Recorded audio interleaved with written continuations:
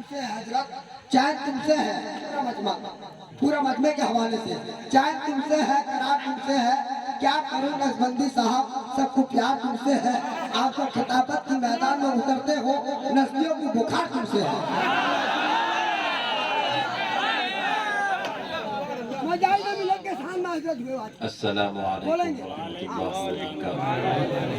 ورحمۃ اللہ وبرکاتہ۔ الحمد لله رب العالمين،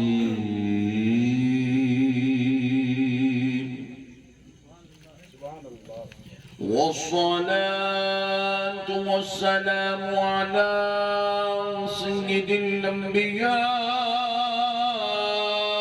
والمرسلين، وعلى آله وأصحابه أجمعين الأكرمين۔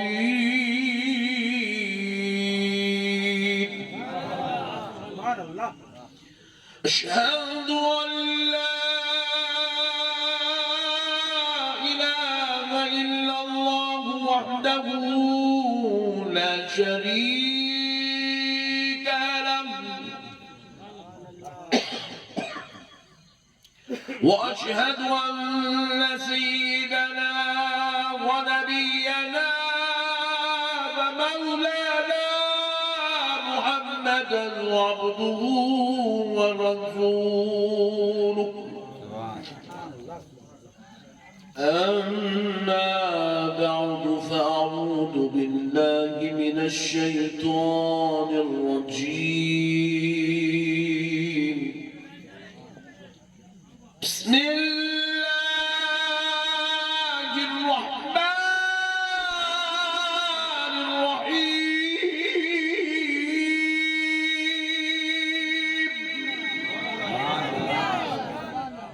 ألم نشرح لك صدرك ووضعنا عنك وزرك الذي أنقض ظهرك، ورفعنا لك ذكرك، ورفعنا لك ذكرك، ورفعنا لك ذكرك، صدق الله العظيم، وبلغنا رسوله النبي الكريم، ونحن على ذلك لمن الشاهدين والشاكرين، والحمد لله،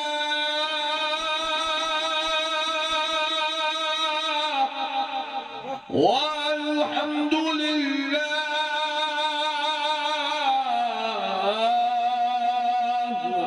والحمد لله رب العالمين۔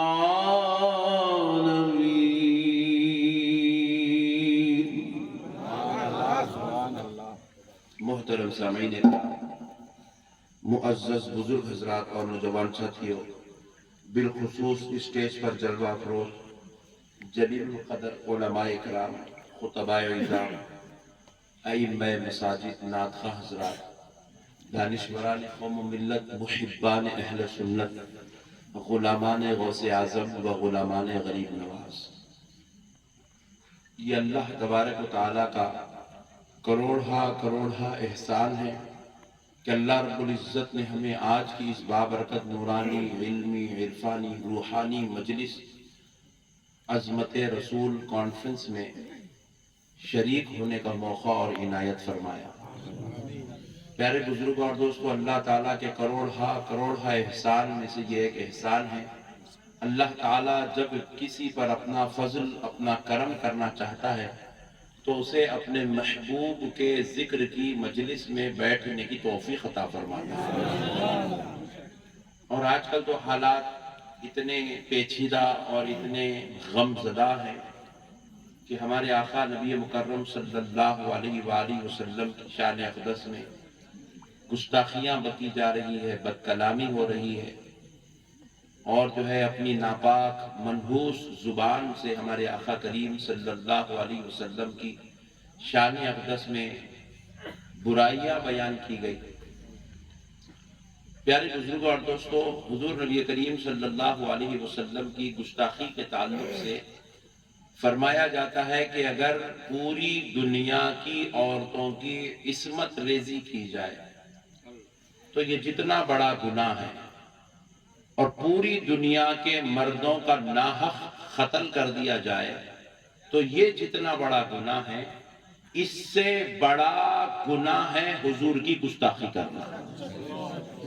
اس سے بھی بڑا گناہ ہے حضور صلی اللہ علیہ وسلم کی گستاخی کرنا، بے ادبی کرنا، کیونکہ نبی مکرم صلی اللہ علیہ وآلہ وسلم کو اللہ رب العزت نے بے عیب بنا کر پیدا کیا، پاک و منزہ کر کے پیدا کیا، ہر خطا سے، ہر لغزش سے، ہر خامی سے، ہر کمی سے، ہر عیب سے ان کے رب نے ان کو پاک اور مبرہ کیا۔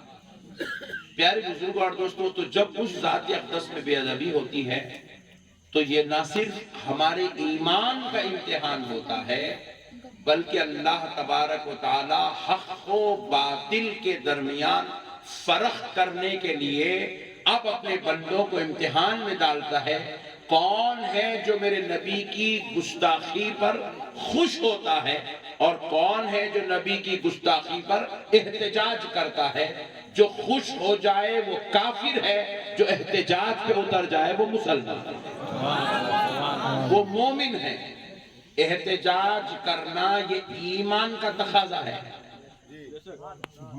آپ یہ مت سمجھے رہے ہمارے نبی کی شان میں گستاخی ہوئی، ہم لوگ مسلمان ہیں، کرنا چاہیے، نہیں نہیں نہیں۔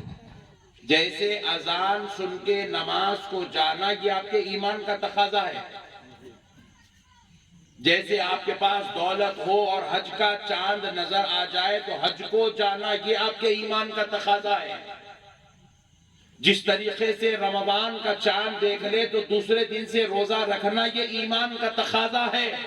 خدا کی قسم ویسے ہی گستاخی پر احتجاج کرنا یہ ایمان والے کے ایمان کا تقاضا ہے، یہ ایمان کا تقاضا ہے۔ اور آپ سوچ رہے ہوں گے کہ یہ پہلی بار گستاخی ہو رہی ہے اور یہ پہلی بار مسلمان احتجاج کر، ایسا نہیں ہے۔ یہ احتجاج کرنے کا طریقہ ہمیں نبی مکرم صلی اللہ علیہ وسلم کے صحابہ نے سکھایا ہے۔ ذرا ایک بار جوش سے بولو، یہ صحابہ نے سکھایا ہے۔ دور رسالت میں بھی حضور کی گستاخی ہوتی تھی، کیونکہ حضور کی ذات کو اللہ نے بنایا ہی ایسا تھا کہ ان کا دشمن ان کو دیکھے تو برداشت نہیں کر سکتا تھا، کیونکہ وہ ایسی ذات تھی، ان کے اخلاق ایسے تھے۔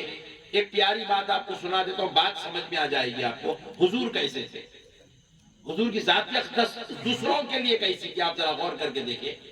ایک بڑھیا بالکل نحیف کمزور جسم سے چمڑی جھڑ رہی ہے، کمر سے جھک گئی ہے، آنکھیں کمزور ہو گئی ہے، بینائی ٹھنڈی پڑ گئی ہے، خون پورا ٹھنڈا ہو گیا، اتنے بڑھاپے کی حالت میں اپنے گھر کا ساز و سامان پورا ایک کپڑے میں باندھ کر، پوٹلی باندھ کر کھینچ کر باہر لائی اور لا کر آواز دینے لگی، ہے کوئی مکے والا جو میرا یہ سامان شہر مکہ کے باہر تک پہنچا دے؟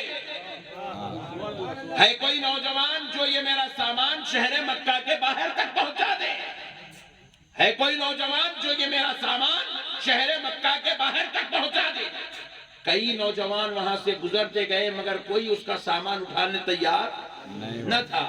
ایک نوجوان آیا اور اس نے کہا، مائی کہاں جانا چاہتی ہے؟ کہا، بیٹا میں مکے کے باہر جانا چاہتی ہوں، تو مجھ پر اتنا کر دے کہ میرا سامان اٹھا لے اور مجھے مکے کے باہر چھوڑ دے، جو معاوضہ ہوگا میں تجھے معاوضہ دینے کو تیار ہوں۔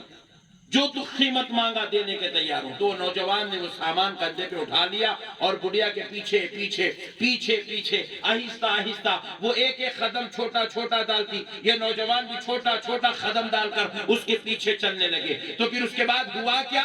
جب وہ شہر مکہ کے باہر نکل رہی تھی تو نوجوان نے پوچھا مائی یہ تو مقدس شہر ہے, یہ برکتوں والا شہر ہے, ہر مذہب میں شہر کی عزت ہے, یہ شہر چھوڑ کر تو کیوں جا رہی ہے؟ جبکہ ہر کوئی اس شہر میں آ کے بسنے کی تمنا کرتا ہے, تو یہ مکہ چھوڑ کر کیوں جا رہی ہے؟ تو بڑھیا کہنے لگی بیٹا کیا تو نہیں جانتا اس شہر میں ایک محمد نام کا نوجوان رہتا ہے, ایک محمد نام کا نوجوان رہتا ہے اور وہ اتنا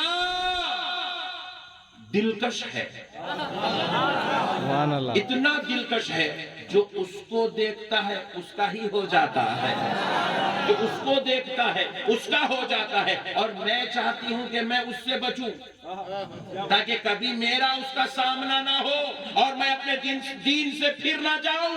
اس لیے میں اپنے دین کو بچانے کے لیے, اپنے آپ کو بچانے کے لیے, اس محمد سے دور ہونے کے لیے میں یہ شہر مکہ چھوڑ کر جا رہی ہوں. پھر وہ نوجوان نے پوچھا اے مائی تو محمد کے بارے میں اور کیا جانتی ہے؟ اب وہ بوڑھیا محمد علیہ السلام کے بارے میں برائیاں کرنے لگی, گستاخیاں کرنے لگی, گندگیاں بیان کرنے لگی. میرے پیارے بزرگوں اور دوستوں ذرا غور کرو, انہی معاملے کے ساتھ شہر مکہ کے باہر نکلتی ہے, اپنی منزل پہ پہنچتی ہے, سامان رکھ دے, سامان رکھنے کے لیے کہتی ہے. وہ نوجوان اپنا اس کا سامان وہاں رکھ دیتے ہیں اور جانے لگتے ہیں. تو کہتی ہے بیٹا تو نے اتنی دور سے میرا سامان اٹھا کے لایا, میرے بچے تو پیسے تو لے لے, معاوضہ لے لے, کچھ دینار و درہم اشرفیہ لے لے. کہا مائی میں دنیا والوں سے معاوضہ لینے کے لیے نہیں آیا ہوں. کہا اے نوجوان تو کون ہے اتنے اعلیٰ اخلاق والا, اتنے اعلیٰ کردار والا, جو بڑھیا کی مدد بھی کرتا ہے اور معاوضہ بھی نہیں لیتا ہے, تو کون ہے؟ کہا مائی اس سے تجھے کیا غرض ہے, تیرا کام ہو گیا, تو اپنے کام سے کام رکھ, تیرا معاملہ ہو گیا, تیری بات بن گئی, بس تو اس سے معاملے سے اپنی بات رکھ کہ مائی تجھے کیا غرض ہے کہ میں کون ہوں. کہا وہ جانے لگے. کہا بڑھیا نے بیٹا ذرا بتاتا جا, تو کم سے کم اپنا نام, اپنے بابا کا نام تو بتا. کہا مائی اس سے بھی تجھے کیا غرض ہے, چھوڑ دے, تیرا کام ہو گیا, یہی کافی ہے. کہا تجھے تیرے رب کا واسطہ, اتنے اعلیٰ اخلاق والے, اتنے اعلیٰ ظرف والے, اے نوجوان بتا تو کون ہے؟ جب رب کا واسطہ دیتی ہے تو وہ نوجوان کہتے ہیں اے مائی جب سے راستے میں تو جس محمد کو برا کہہ رہی تھی, جس محمد کی برائیاں کر رہی تھی, جس کے بارے میں گفتگو کر رہی تھی, جس کے اوپر تہمتیں لگا رہی تھی, جس کے اوپر الزام تراش رہی تھی, جس کی عزت کو دھچیاں اڑا رہی تھی, اے مائی میں وہی محمد ابن عبداللہ.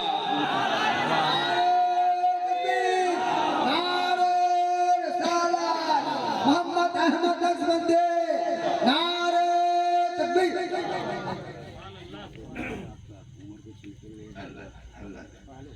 پیارے بزرگوں اور دوستوں ذرا غور کرو, میرے آقا اتنے دلکش تھے, جو ان کو دیکھتا وہ ان کا ہو جاتا. تو اپنی قوم کو بچانے کے لیے ان کے خلاف بولنا ہی بولنا ہے.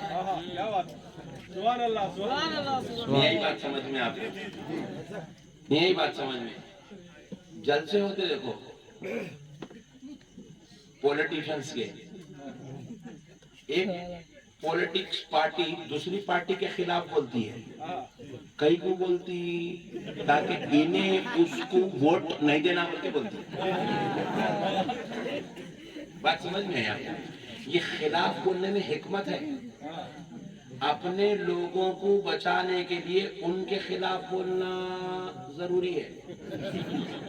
اور یہ بازو والے پٹھے اپنے کو مشرک بولتے, کئی کو بولتے, حالانکہ ان کو معلوم ہے ہم لوگ شرک نہیں کرتے بولتے, مگر پھر بھی ہم کو مشرک بولتا, الزام لگاتا, جھوٹ بولتا. کئی کو میں اتنی محنت کر کے 4 مہینے لے کے پھر انہیں کہاں سٹک جاتا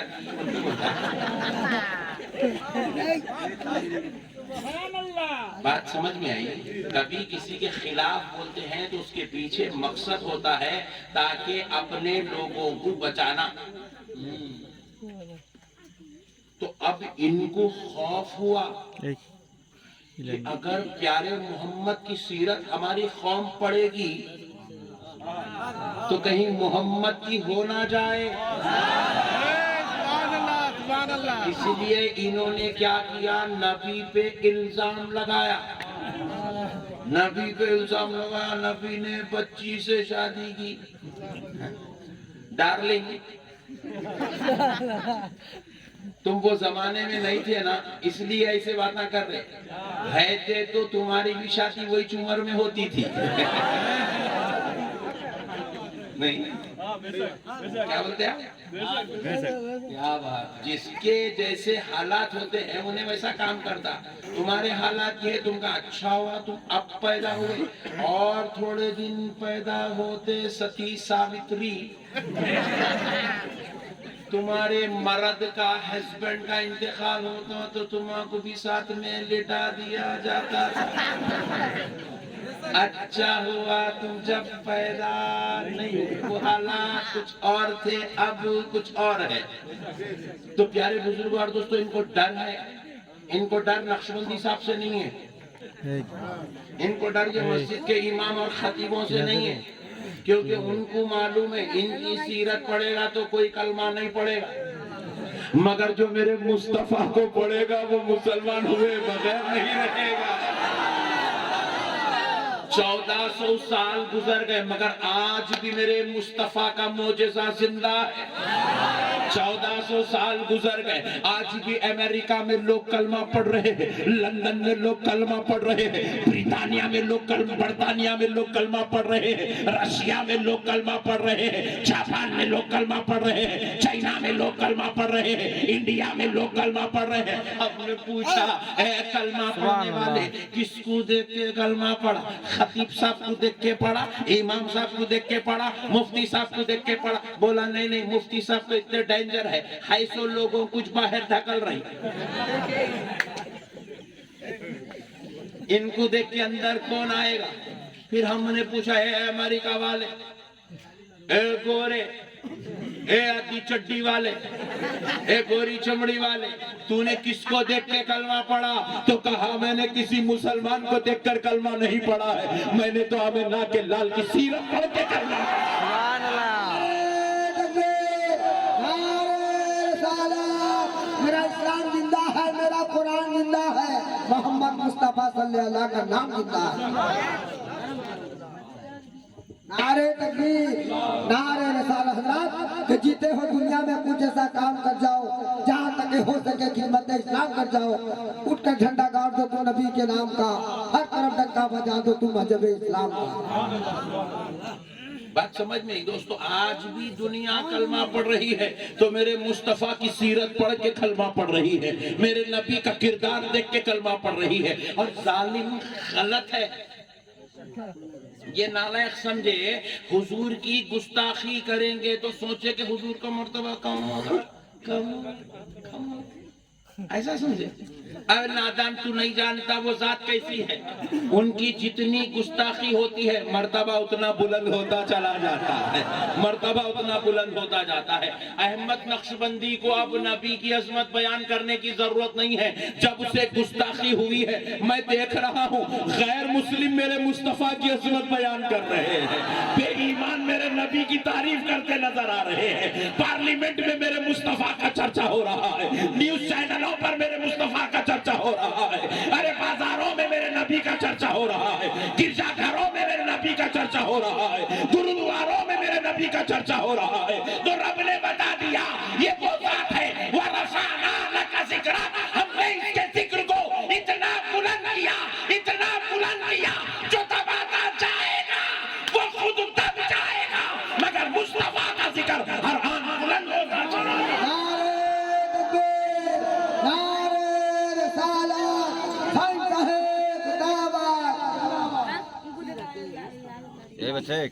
میلاد النبی میں کوئی نبی کے نام پر شہید نہیں ہوا, نبی کے نام پر کوئی نبی رمضان شریف میں شہید نہیں ہوا. گستاخی ہوئی تو رانچی کا بیٹا شہید ہونے تیار ہے. سبحان اللہ. بولے نبی کی گستاخی ہوگی تو غلام جان دے کے بتائے گا نبی کا مقام و مرتبہ کیا ہے. نبی کی عظمت کبھی کم نہیں ہوتی میرے بھائی, ان کے رب نے ان سے وعدہ کیا ہے وَرَفَعْنَا، اللہ کہہ رہا ہے پوری دنیا کے سارے گستاخ ایک طرف، وَرَفَعْنَا، حبیب آپ کے ذکر کو بلندی دینے والا رب ایک طرف، ہم نے رفعتیں دی ہے، ہم نے بلندیاں دی ہے، ہم نے آپ کے جھنڈے گاڑے ہیں۔ ارے ان کا جھنڈا صرف دنیا میں ہی نہیں ہے، ان کی عظمت کا جھنڈا صرف دنیا میں نہیں ہے، یہاں تو صرف ایک نبی ہے، آخر الزمان کا دور چل رہا ہے، خاتم النبیین کا دور چل رہا ہے، سید المرسلین کا دور چل رہا ہے، اب کوئی دوسرا پیغمبر نہ آیا ہے نہ قیامت تک آئے گا، یہ آخر الزمان کا دور ہے، یا تو صرف ایک نبی کا کلمہ پڑھنے والے ہیں، یہاں پر اب کوئی حضرت آدم کا کلمہ پڑھنے والا نہیں ہے، اب اس دھرتی پر کوئی حضرت موسیٰ کا کلمہ پڑھنے والا نہیں ہے، اس دھرتی پر اب کوئی حضرت سلیمان کا کلمہ پڑھنے والا نہیں ہے، اس دھرتی پر جتنے آپ کو کلمہ گو نظر آئیں گے وہ صرف پیارے مصطفیٰ کا کلمہ پڑھنے والے ہیں۔ ارے آج تو آج ہے، لیکن ایک دن ایسا آئے گا جس کو یوم محشر کہا جائے گا، اس بزم محشر میں حضرت آدم ہوں گے تو ان کی امت بھی ہوگی، حضرت موسیٰ ہوں گے ان کی امت بھی ہوگی، حضرت ابراہیم ہوں گے ان کی امت ہوگی، حضرت سلیمان ہوں گے ان کی امت ہوگی، حضرت عیسیٰ ہوں گے ان کی امت ہوگی، 1,24,000 پیغمبر ہوں گے، ان میں سے جو رسول ہے ان کی امت بروز محشر ان کے ساتھ میں ہوگی، مگر اس دن جب ہر ایک کا کلمہ ہر ایک کی امت کی زبان پر ہوگا، وہاں پر بھی میرے رب نے یہ ماحول بنایا، جھنڈا اگر کسی کا ہوگا تو کسی اور کا نہیں، میرے مصطفیٰ سرور کائنات سید المرسلین کے ہاتھ میں جھنڈا ہوگا، اس جھنڈے کا نام لواء الحمد ہوگا، اور اس جھنڈے پر کسی اور پیغمبر کا کلمہ نہیں، میرے مصطفیٰ کا کلمہ لکھا ہوگا۔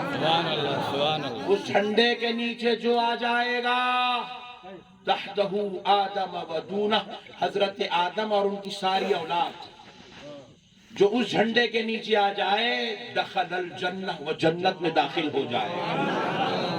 اس دن بھی سکہ میرے مصطفیٰ کا چلے گا، اس دن بھی جھنڈا میرے نبی کا ہوگا، اس دن بھی چرچا میرے مصطفیٰ کا ہوگا۔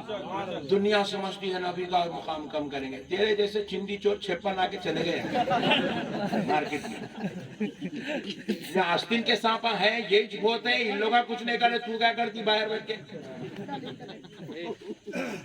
نہیں سمجھے آپ لوگ؟ میں کل سمجھتے آپ لوگ، معلوم میرے جب سمجھتے ہیں نا موڑیسا والے مجاہد جملہ کے دیوانے ہیں، سمجھتے ہیں، پورا سمجھ رہے ہیں سبحان اللہ۔ انشاءاللہ۔ نہیں، آستین کے سانپا ہماری بلوں میں بہت ہے، نبی کو علم غیب نہیں ہے، نبی ہماری طرح ہے، نبی شفاعت نہیں کریں گے، نبی یہ نہیں کریں گے، نبی وہ نہیں کریں گے، نبی یہ نہیں کریں گے، نبی وہ نہیں۔ یہ پورے مل کے اتنا پکار کے نبی کی عظمت کو کم نہیں کر سکے۔ تو اونلی ون چچوری تو میرے نبی کی عظمت کو کیا کم کرے گی؟ پوری دنیا کی میڈیا مسلمان کے خلاف بول رہی ہے، پوری دنیا کی، تو نبی کا کلمہ پڑھنے والوں کی عظمت کو پوری دنیا کی میڈیا مل کے دھکے نہیں لگا سکی، تو نبی کی امت کے جو مقام کو نہیں گھٹا سکا، وہ نبی کے مقام کو کیا خاک گھٹائیں گے؟ آج بھی میاں بھائی الحمدللہ، کیا بولے؟ الحمدللہ میاں بھائی سینہ ٹھوک کے دوا کے اللہ اکبر رہے، گھر توڑتے ہیں، بولے توڑو، نبی کے نام پہ دیوانے گھر کیا جان قربان ہے۔ میں نہیں بول رہا ہوں یہ بات، جن کا گھر ٹوٹا انہوں بول رہے ہیں یہ بات، میں تو خالی ترجمہ نہیں کر رہا ہوں، ان کا میسج آپ تک پہنچا رہا ہوں۔ جن کا گھر ٹوٹا وہ کہہ رہی ہے میرا باپ، میری ماں، میرا بھائی، میرا شوہر، میرا سب کچھ، میرا گھر میرے نبی کے نام پہ قربان ہے۔ نبی ہے ویسی ذات بھائی، یہاں پہ خالی قربان کرنا ہے، بس خالی کیا کرنا ہے؟ حضرت ابو بکر رضی اللہ عنہ کا بیٹا ایک مرتبہ حضرت ابو بکر سے بات کرتے ہوئے کہنے لگا، ابا جان جب میں ابھی مسلمان نہیں ہوا تھا تو ایک جنگ میں میرا اور آپ کا سامنا ہوا تھا. میں آپ کو جیسے ہی دیکھا سوچا کہ میرے بابا ہیں, کیوں تلوار اٹھاؤں, یہ سوچ کر میں اپنے گھوڑے کو پلٹایا اور نکل کے چلا گیا. آپ کی نظر مجھ پہ نہیں پڑی, مگر میں آپ کو دیکھ کے گھوڑا پلٹا کے چلا گیا کیونکہ آپ میرے والد, اس لیے میں آپ کا ادب کرا. سرکار سیدنا ابو بکر صدیق نے ایسا جملہ کہا, قیامت کی صبح تک کعبے کی دیوار پر سونے سے لکھا جانے کے لائق ہے. سبحان اللہ. سرکار ابو بکر صدیق نے کہا کہ بیٹا, اس وقت تو نے مجھے دیکھا اور سمجھا کہ باپ ہے اس لیے تو چھوڑ کے چلا گیا, لیکن خدا کی قسم اگر میں تجھے دیکھتا تو بیٹا ہے کہہ کر تلوار نہیں روکتا, نبی کا دشمن سمجھ کر تیری گردن اڑا دے. نعرے تکبیر, نعرے رسالت, سرزمین قرآن مسجد رسول اعظم کانفرنس. کیا کہنا بات سمجھ میں آئی دوستو. سرکار سیدنا زبیر رضی اللہ تعالیٰ عنہ کون ہے؟ یہ وہ صحابی رسول ہے جن کو رسول اللہ نے اپنی مجلس میں بٹھا کر کہا زبیر تم جنتی ہو, جن کو دنیا میں جنت کی بشارت دی گئی, جن کو عشرہ مبشرہ میں ہونے کا شرف اور سعادت نصیب ہے. وہ سرکار سیدنا زبیر رضی اللہ تعالیٰ عنہ ایک مرتبہ میدان جنگ میں ہے اور کفر کی طرف سے ان کے والد آ رہے ہیں, اسلام کی طرف سے حضرت زبیر جا رہے ہیں. حضرت زبیر کے سامنے جو آتا گیا آپ اس کو نعرے جہنم کرتے گئے. ایک لمحہ ایسا آیا کہ لڑتے لڑتے لڑتے لڑتے لڑتے لڑتے حضرت زبیر کے سامنے ان کے والد محترم آ گئے, والد آ گئے, ان کے والد آ گئے جو کفر کی طرف سے ہے. حضرت زبیر نے اپنے باپ پر تلوار اٹھا دی اور جیسے ہی یہ باپ بیٹے کا سامنا ہوا, ادھر صحابہ کے گھوڑے رک گئے, ادھر رسول اللہ کی تلوار رک گئی اور کفر میں پورا زلزلہ چھا گیا. سب روک کر ایک دوسرے کو دیکھ رہے, حضرت زبیر کو دیکھ رہے, ان کے باپ کو دیکھ رہے کہ اب کیا ہوگا. حضرت زبیر نے بغیر سوچے, بغیر سمجھے, بغیر فکر کیے اپنے باپ پر تلوار چلائی. باپ نے ان کا بچاؤ کیا, مقابلہ کیا, پھر وہ بیٹے پہ تلوار چلایا, بیٹا باپ پہ تلوار چلایا, باپ بیٹے پہ تلوار چلایا. ایسے تلواریں چلتے چلتے باپ کیونکہ ضعیف تھا, بیٹا بالکل جوان تھا, بیٹے کی تلوار باپ کی تلوار پر غالب ہوئی. ادھر ایمان تھا ادھر کفر تھا, تو کفر کی تلوار ٹوٹی, زمین پہ گری, بیٹے کو موقع ملا. آپ نے اپنے باپ کے سر پر تلوار چلائی, سر پہ ماری تلوار. یہ تلوار ایسے سر کو چیرتے ہوئے یہ سینے تک اتر گئی.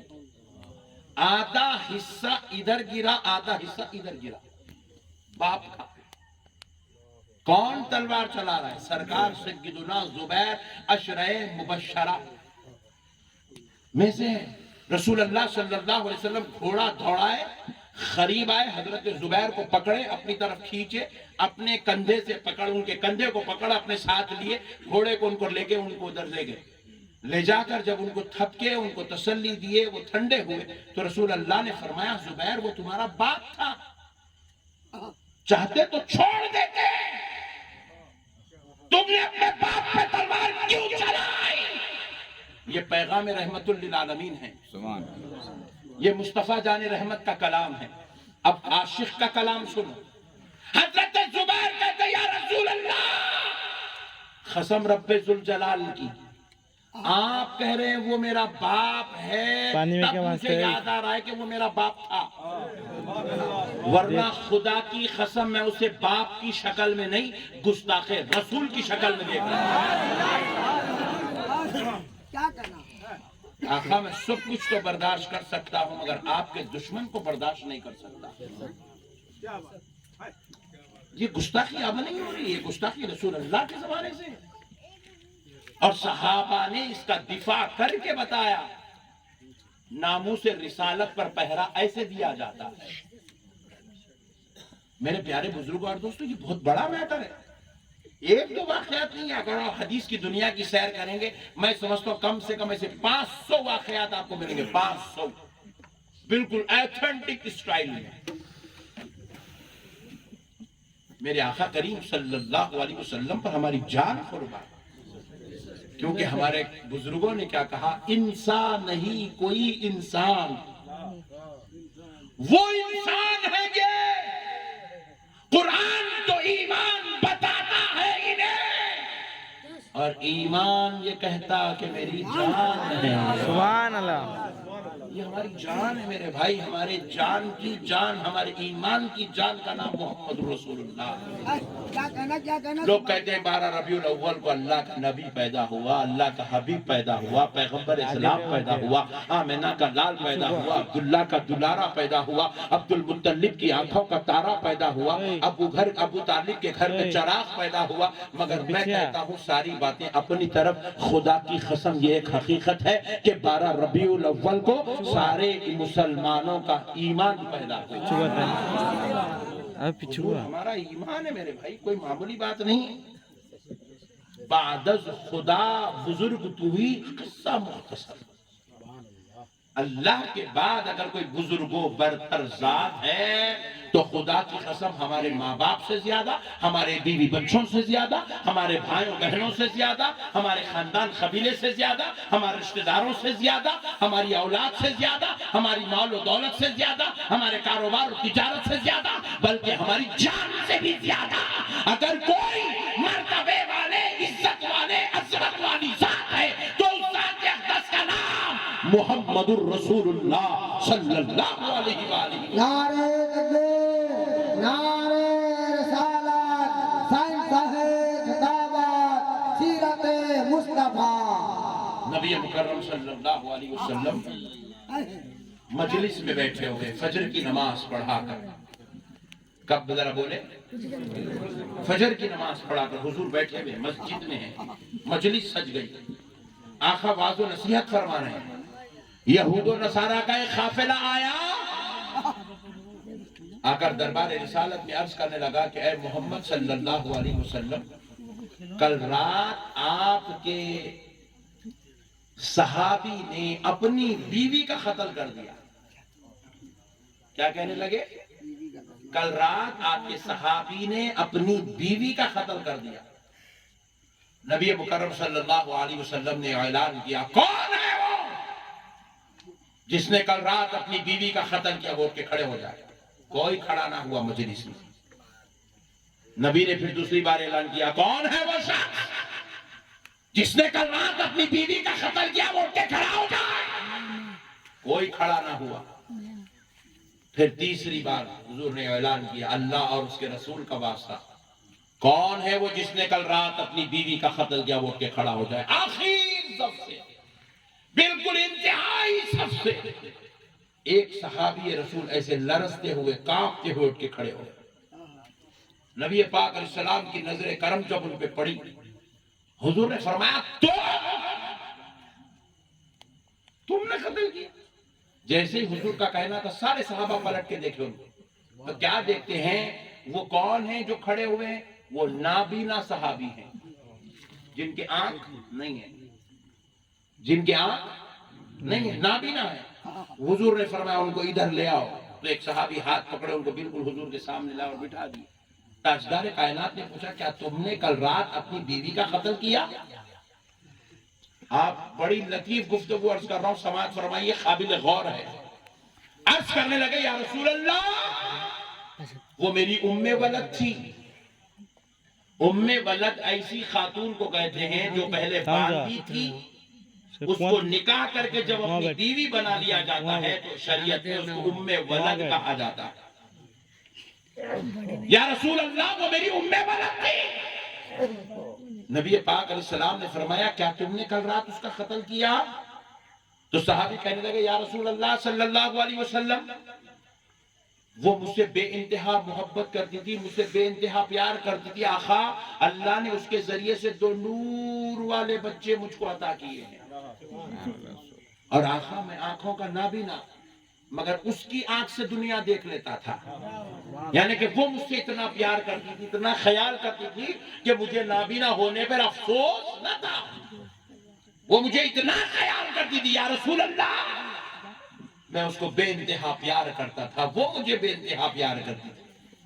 حضور پوچھ رہے کیا تم نے قتل کیا؟ وہ اپنی بیوی کے تعریفوں پہ تعریفیں کرتے جا رہے، کہہ رہے اللہ نے 2 نور والے بچے دیے، وہ میری ام ولد تھی، وہ اخلاق والی تھی، وہ محبت والی تھی، میں اس کی آنکھوں سے دنیا دیکھ لیتا تھا، وہ میرا خیال کرتی تھی، مجھے نابینا ہونے پہ افسوس نہیں تھا، یہ باتیں کہہ رہے ہیں۔ پھر حضور نے تیسری بار پوچھا اے صحابی کیا تم نے اس کا قتل کیا؟ تو وہ عرض کرنے لگے یا رسول اللہ، اب تیسری بار کیا کہہ رہے ذرا قابل غور ہے، سماعت فرمائیے۔ وہ عرض کرنے لگے یا رسول اللہ صلی اللہ علیہ وسلم، آقا جب میں اس کو مسلمان کیا، وہ مسلمان ہوئی اور میرے نکاح میں آئی، میرے نکاح میں آنے کے چند دنوں بعد اس نے آپ کی رسالت پر اعتراض کیا، تو میں سوچنے لگا کہ ابھی ابھی مسلمان ہوئی ہے، میرے آقا کو نہیں جانتی ہے، شاید اس لیے اس نے بدبختانہ سوال کیا، اس لیے یا رسول اللہ اس رات سے ہر رات میں اس کے سامنے آپ کی عظمت بیان کرتا رہا، آپ کی رفعتوں کا ذکر کرتا رہا، آپ کی شان بیان کرتا رہا، آپ کے بارے میں خوبیاں بیان کرتا رہا، آپ کے درجات کا علم اس کو دیتا رہا، آپ کی شان و شوکت کے بارے میں بیان کرتا رہا، آپ کی رفعتوں کا ذکر کرتا رہا، مگر یا رسول اللہ اتنا بولنے کے بعد کل رات پھر سے اس نے ایک بار آپ کی ذات اقدس پر زبان درازی کی، بد کلامی کی، اعتراض کیا، شان رسالت میں توہین آمیز جملے کہے، آقا مجھے برداشت نہ ہوا کہ وہ آپ کے خلاف بولے، میں آنکھوں کا اندھا ہاتھ مارتے مارتے سارا کمرہ پھرا تاکہ میرے ہاتھ کو کچھ لگ جائے، مگر مجھے کچھ نہ ملا، میں اسی جلال میں چولہے میں گیا تو میرے ہاتھ کو چھری لگی، میں اس چھری کو پیٹ کے پیچھے چھپا لیا، اس کے قریب آیا، اس کی گردن پکڑا، اس کو تخت پہ لٹایا، آقا ایک بار نہیں 70 مرتبہ اس کے جسم پہ چاقو سے مار مار کے سارے جسم کو چھٹنی کر ڈالا، سارے جسم کو چھٹنی کر ڈالا، کیونکہ یا رسول اللہ میں سب کچھ تو برداشت کر سکتا ہوں مگر آپ کی گستاخی برداشت نہیں کر سکتا۔ کیا کہنا گستاخی برداشت نہ کرنا یہی ایمان ہے۔ زور سے بولے سبحان اللہ۔ ایمان کس کا نام ہے؟ خالی انگوٹھے چومنے کا نام ایمان ہے؟ ایمان کس کا نام ہے؟ خالی نعرے رسالت یا رسول اللہ بولنے کا نام ایمان ہے؟ نہیں، جب محبت میں ہو تو انگوٹھے بھی چومو، یا رسول اللہ کا نعرہ بھی لگاؤ، جب گستاخ سامنے آ جائے تو سینہ تان کے کھڑے ہو جاؤ، اسی سینہ تاننے کا نام ایمان ہے۔ سبحان اللہ، نعرہ تکبیر، نعرہ رسالت، رہے ہر خیالوں میں خیال ان کا، رہے میری آنکھوں میں جمال ان کا، ہے عشق کیا کوئی اس غلام سے پوچھے، ہو گیا ہے دیوانہ بلال ان کا، کیا بیان کروں عظمت مصطفیٰ، یہ غلام کا ہے مرتبہ، وہ اجا نہ دے تو سحر نہ ہو، وہ مقام عشق بلال۔ میرے بزرگ اور دوستوں، مسائل کو سنو، کون ہے قتل کرنے والے؟ صحابی رسول ہیں۔ کس کا قتل کر رہے ہیں؟ اپنی بیوی کا قتل کر رہے ہیں۔ کون سی بیوی؟ جو جان سے زیادہ پیار کر رہی ہے۔ کون سی بیوی؟ جس سے 2 نور والے بچے پیدا ہوئے ہیں۔ کون سی بیوی؟ جو ان کو نابینا ہونے پر افسوس نہیں، اس کی بیوی کی آنکھ سے، وہ اپنی بیوی کی آنکھ سے دنیا دیکھ رہے ہیں۔ ایسی بیوی کی بات آ گئی تو انہیں کہا میرا نبی پہلے ہے، تو بعد میں ہے۔ نبی پر سب کچھ قربان ہے۔ ہم لوگ خالی سلام میں پڑھتے فدا کا ابی و امی یا رسول اللہ، آپ پر میرے ماں باپ قربان آقا، لیکن وہاں قربان کرنے والے تھے، وہ نبی کے نام پہ سب کچھ قربان کر دیتے، کیونکہ ہمارے نبی ایسی شان والے ہیں، ایسی عزت والے ہیں، ایسی عظمت والے ہیں۔ میرے پیارے بزرگ اور دوستوں، مسائل کو سمجھیں، آپ اور غور کرتے چلیں تو میں آپ کو اور بتا دوں کہ میرے نبی پاک صلی اللہ علیہ وسلم کے صدقے جائیں، اللہ نے نبی کو کس شان